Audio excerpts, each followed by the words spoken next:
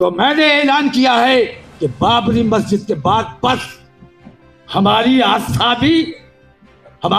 की भी अहमियत है। हमने बाबरी मस्जिद को सब्र किया है, ज्ञान वापी को सब्र नहीं करेंगे। इंशाअल्लाह ये लड़ाई सड़कों पर लड़ी जाएगी। हमारा ये निकला, हमारे सब्र का नतीजा ये निकला कि हमें बुज़दिल समझा गया।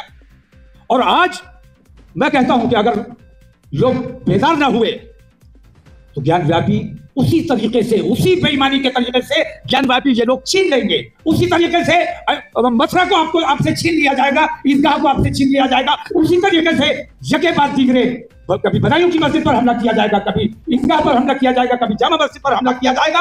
अगर अब मैं कहता हूं कि हमारी आस्था कोर्ट से ऊपर इसलिए है कि हम एक बार बेईमानी कोर्ट की देख चुके हैं, दोबारा देखने को तैयार नहीं है। हम बर्दाश्त नहीं करेंगे। उन्होंने कहा था हमारी आस्था कोर्ट से ऊपर है, हमने कहा था कोर्ट का जो फैसला होगा हमें वो मंजूर होगा। तो अपने देश से मोहब्बत करते हैं, अपने देश में अमन व अमान बनाए रखना चाहते हैं, इसलिए हमने सुप्रीम कोर्ट के फैसले को सर आंखों पर लिया और किसी किस्म का कोई एहतजाज नहीं किया। लेकिन नतीजा मैं महसूस कर रहा हूं कि आप लोगों के लिए तकलीफ का वक्त है, क्योंकि लंच का टाइम बहुत पीछे गुजर चुका है और यहाँ तमाम लोग परेशान है कि खाना कब होगा। ठीक है, रुक जाओ। बहरहाल खाना तो चाहिए, स्कूटी लेके आ जाओ, वक्त पे होना चाहिए, भूख लग रही है। लेकिन कुछ बेचैनियां, कुछ परेशानियां ऐसी हैं जो इन तमाम तकलीफों से ऊपर उठकर हमें जद्दोजहद करने की दावत देती है।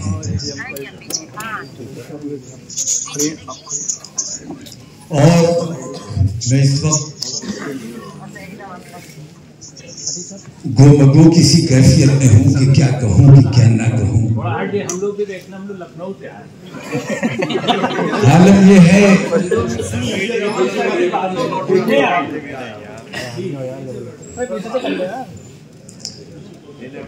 आलम ये है कि एक तो जख्म नहीं, सारा बदन छीनी है।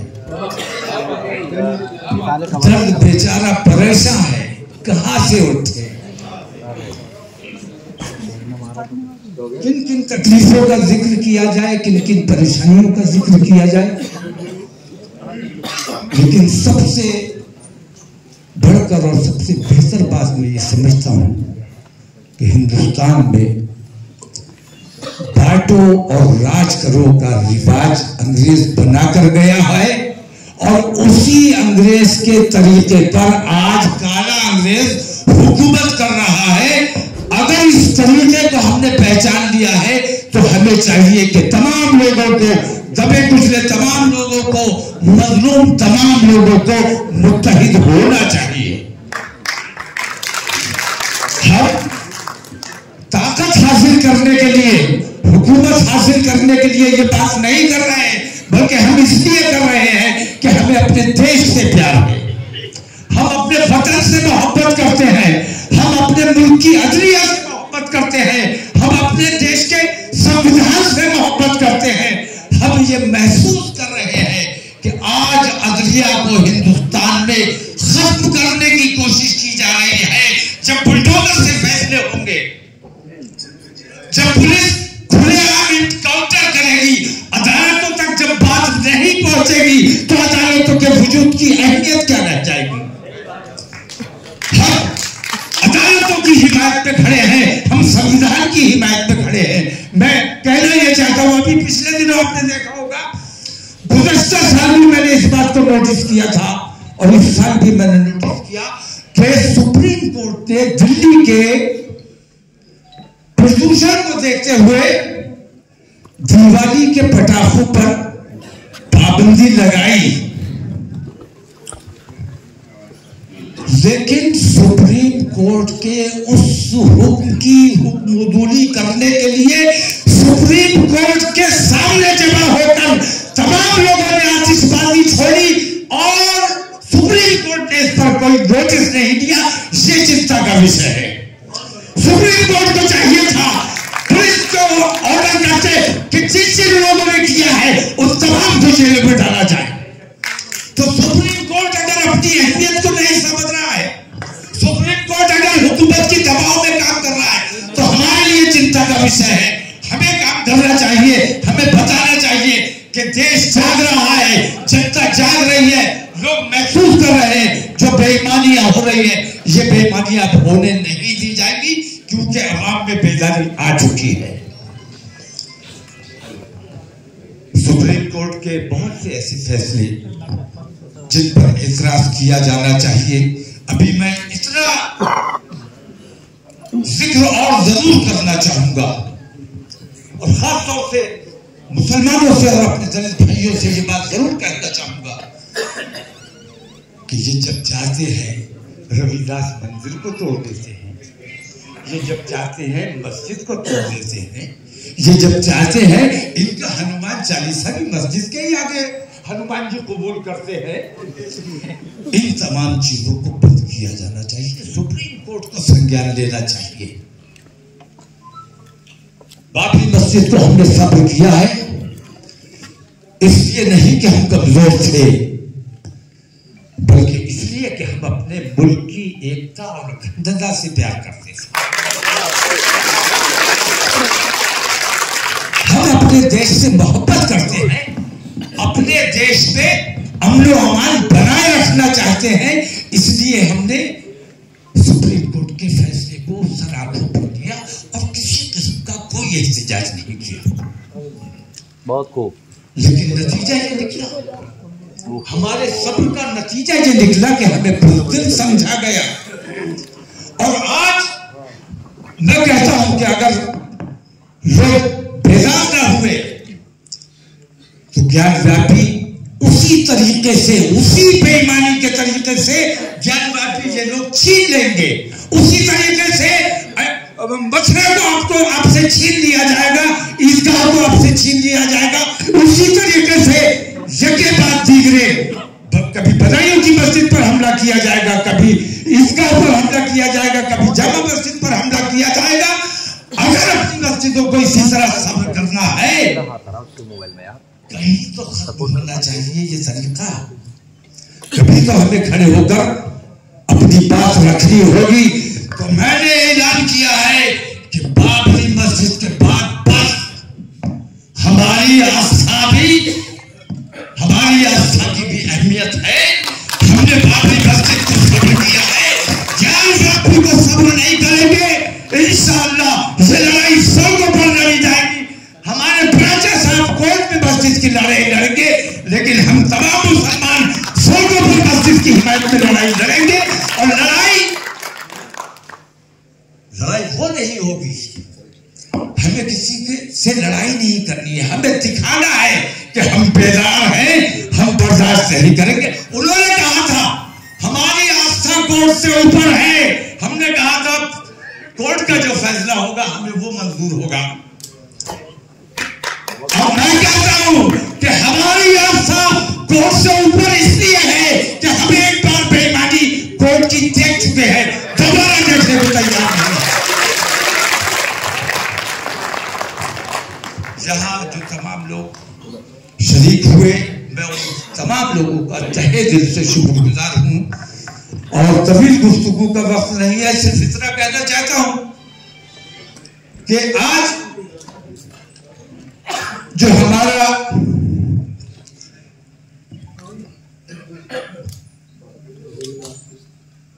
ये पूरा हिंदुस्तान जमा हुआ है, हिंदुस्तान के कोने कोने से लोग आए हैं और इस इरादे से आए हैं कि आज कोई फैसला होगा।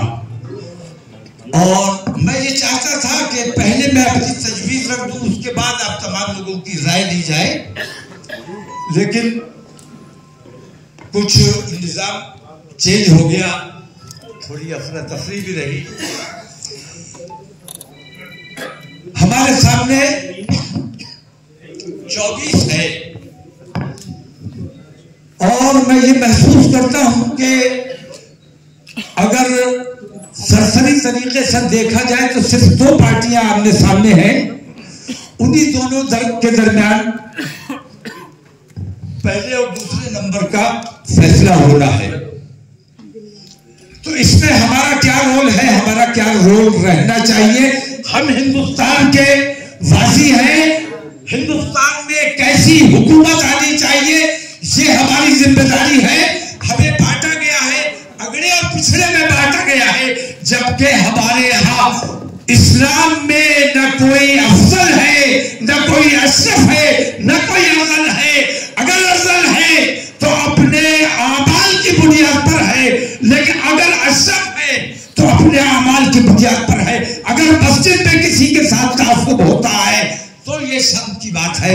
मस्जिद में अगर अशरफ और अफजल नहीं है तो फिर किसी मामले में नहीं है, शरीयत के खिलाफ है ये बात। जो हुकूमत हमारे मुसलमानों में खासतौर से बंटवारा पैदा करने की कोशिश कर रही है, इसके खिलाफ भी हमें गौर व फिक्र करना चाहिए। तो 24 के हवाले से मैं इसका कहना चाहता हूं कि हिंदुस्तान में कौन सी हुकूमत बने, कैसी हुकूमत बने।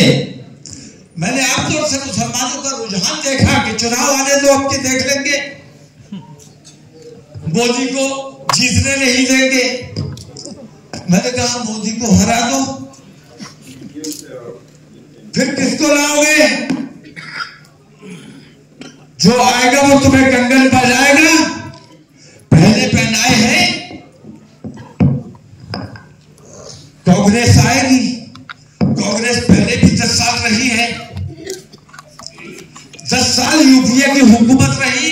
वक्त याद करो, रोजाना तुम्हारे बच्चों का इनकाउंटर हुआ करता था, रोजाना बम ब्लास्ट हुआ करता था, रोजाना तुम्हारे बच्चों को झूठे इनकाउंटर में मारा जाता था। 20-20, 25-25 साल के बाद छूटे हैं और गिरफ्तारियां की जाती थी, झूठे इल्जाम लगाए जाते थे। हमारे माथे पर आतंकवाद लिख दिया गया था, खुद अपने मंदिर पे बम मारा और कह दिया मुसलमान ने मारा। तो जो बम मारते थे आज वो हुकूमत पे बैठे हैं। मैं कहना ये चाहता हूं, जो आज हुकूमत पे बैठे हैं, अगर ये हार जाएंगे तो क्या ये अपने घर जाके बैठ जाएंगे? सवाल है जरा, जो हार जाएगा वो अपने घर जाकर नहीं बैठेगा, वो अपने फिर पुराने तरीके पर आएगा। दंगे कराए जाएंगे, फसाद कराए जाएंगे, ब्लास्ट कराए जाएंगे और फिर हमारी गिरफ्तारियां होंगी, फिर हमारे बच्चों के इनकाउंटर होंगे, फिर हमारे साथ वही सब होगा जो उन 10 सालों में, यूपीए के 10 सालों में आप याद करो, आपको याद आ जाएगी सब बातें। कहना यह चाहता हूं कि आपके सामने मनमोहन सिंह के 10 साल मौजूद हैं। आजादी के बाद से आज तक क्या हुआ मैं उस पर बहस नहीं करना चाहता, लेकिन मनमोहन सिंह के 10 साल आपके सामने मौजूद हैं। आप याद करो कि आपका क्या नुकसान हुआ, क्या फायदा हुआ, सज्जर आयोग कहां गया, पटना हाउस इनकाउंटर की जांच कहां गई। ऐसे 1000 सवाल मेरे पास हैं जिनका जवाब जब तक कांग्रेस नहीं देगी, कांग्रेस की हिमायत नहीं की जाएगी। जब तक जेबी टॉप नहीं होगी, किसी मुसलमान को इजाजत नहीं है कि वो अपने तौर पर फैसला करे। अपने तौर पर अगर फैसला करोगे तो नुकसान के जिम्मेदार तो खुद होगी। मेरे सामने जहां 10 साल नरेंद्र मोदी के हैं, वहां 10 साल मेरे सामने मनमोहन सिंह के भी हैं। 10 साल में नरेंद्र मोदी ने मेरे देश को खोखला करने का काम किया है, मेरे देश को भेजने का काम किया है। नरेंद्र मोदी से मेरी रंजिश नहीं है, नरेंद्र मोदी से मेरी लड़ाई नहीं है। मैं अपने देश से मोहब्बत करता हूं। देश को जो बेचा जा रहा है, जो खोखला किया जा रहा है, मैं इसलिए नरेंद्र मोदी से नफरत करता हूं। मैं अपने देश प्रेम की बुनियाद पर ऐसी तमाम ताकतों से नफरत करता हूं जो मेरे देश का नुकसान कर रही है, जो देश में बंटवारे का काम कर रही है, जो देश को खोखला करने का काम कर रही है। तो बहुत गौर व खौफ करने के बाद हम इस नतीजे पर पहुंचे हैं कि हमें अपनी एक शरायतनामा तैयार करना चाहिए। शरायतनामा तैयार किया गया है और मुख्तलिफ पार्टियों से सबसे राब्ता करना चाहिए, सबसे बात करनी चाहिए। बताइए ठीक है क्या गलत है? सबसे राब्ता करना चाहिए, सबसे बात करना चाहिए। राजा साहब का मेरा इख्तिलाफ इस बात पे हुआ, मैंने कहा बीजेपी की एक पार्टी है उससे भी राब्ता करो। इन्होंने कहा नहीं साहब उनसे नहीं करेंगे। मैंने कहा भाई करना चाहिए, उनसे कहिए कि इजराइल से सिफारती ताल्लुकात अपने खत्म करो, हम तुम्हारे साथ चलने को तैयार हैं। बताइए ठीक है क्या गलत?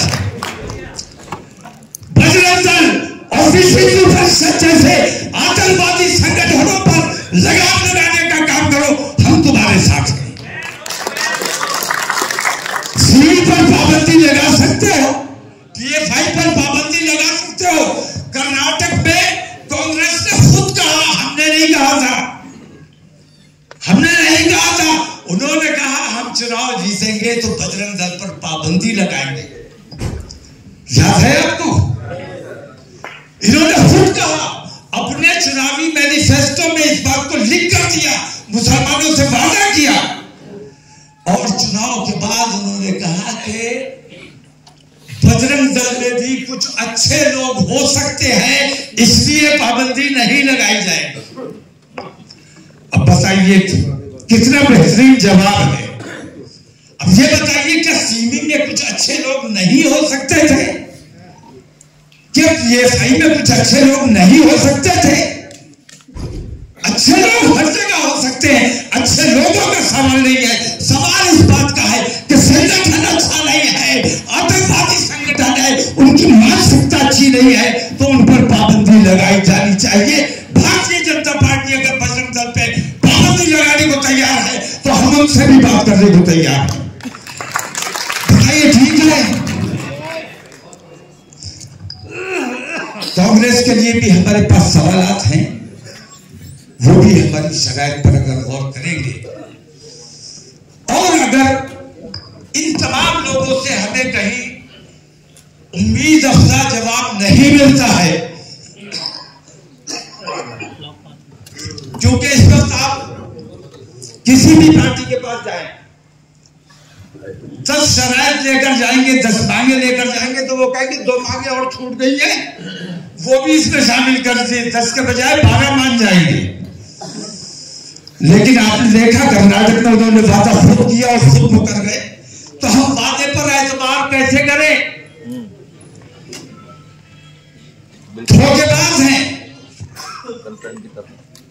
और हम अब धोखा खाने को तैयार नहीं है। इसलिए हमने ये फैसला किया है कि हमारी शराइत मानने के साथ साथ हमें हिस्सेदारी मिलनी चाहिए। हम अपने देश का, अपने कौम का, अपने लोगों का काम खुद करना चाहते हैं। हम तुम्हारे मोहताज नहीं रहना चाहते, हमें मोहताजी नहीं, हिस्सेदारी चाहिए। अगर आपको ठीक लगता है, बिल्कुल सही बात है, इंशाल्लाह हिस्सेदारी डबल चाहिए, डबल नहीं, जितनी हमारी हिस्सेदारी उतनी चाहिए। पहले आप बनने में डबल नहीं चाहिए, हमें जितनी हमारी हिस्सेदारी उतनी चाहिए। मेरी हिस्सेदारी नहीं मिलेगी, नहीं मिलेगी। बैठ जाओ, बैठ जाओ, बैठ जाओ। दूसरी बात, अगर हमारी हिस्सेदारी की बात और हमारी शराइत की बात मानने को ये लोग तैयार नहीं होते हैं, तो फिर हमें ये इख्तियार होगा कि हम अपना एक तीसरा रास्ता बनाना चाहिए कि नहीं चाहिए? इंशाअल्लाह तमाम वो लोग जो बेचैन हैं, जो परेशान हैं, हम उन तमाम पार्टियों से राब्ता करेंगे, उनसे बातचीत करेंगे और इंशाअल्लाह मुस्लिम महापंचायत जनवरी के आखिरी हफ्ते में इंशाअल्लाह रामलीला ग्राउंड में बुलाई जाएगी और उसमें आखिरी फैसला किया जाएगा। फैसला तो भी होगा। ट्रांसपेरेंसी रखने के लिए मैंने ये तरीका इख्तियार किया है कि एक 5 रुकनी कमेटी राजा साहब की क़यादत में 5 रुकनी कमेटी, जिसमें हमारे बेंगलोर से तशरीफ लाए हैं मुजाहिद बाबा और जाहिर रजा साहब हैं, 5 लोगों की एक कमेटी को ये इख्तियार दिया गया है कि ये 5 लोग मुख्तलिफ पार्टियों से बातचीत करें और अपनी शराइत उनके सामने रखें, अपनी बातचीत उनके सामने रखें और जो कुछ भी बातचीत हो, फैसला इन्होंने नहीं करना है। इन्होंने अपनी रिपोर्ट बोर्ड को पेश करनी है। बोर्ड ने भी वो फैसला नहीं करना है। बोर्ड ने महापंचायत में ये सारी एक्सरसाइज की रिपोर्ट देनी है ताकि ट्रांसपेरेंसी रहे, कहीं किसी किस्म का घपला ना हो, क्योंकि हमारी कौम ने बहुत धोखे खाए हैं, बहुत बार बेचा गया है। इस बार हमने ये इरादा किया है कि पूरी शफ़ाफ़ी के साथ काम किया जाएगा और जो कुछ भी फैसला होगा इंशाअल्लाह वो रामलीला ग्राउंड में तमाम अवाम की राय के मुताबिक फैसला किया जाएगा। और इस सिलसिले में इस दौरान हमने ये प्रोग्राम बनाया है कि हिंदुस्तान के हर सूबे में इस किस्म की छोटी छोटी मीटिंग्स करके हम रामलीला के लिए और इसके लिए कि मुसलमान जो खुद मुख्तार हो गया है, ये खुद मुख्तारी ठीक नहीं है। खुद मुख्तारी बेहद नुकसानदेह है। अपने बड़ों की बात सुनो, अगर ठीक लगती है तो उस पर अमल करो, उसको मानो।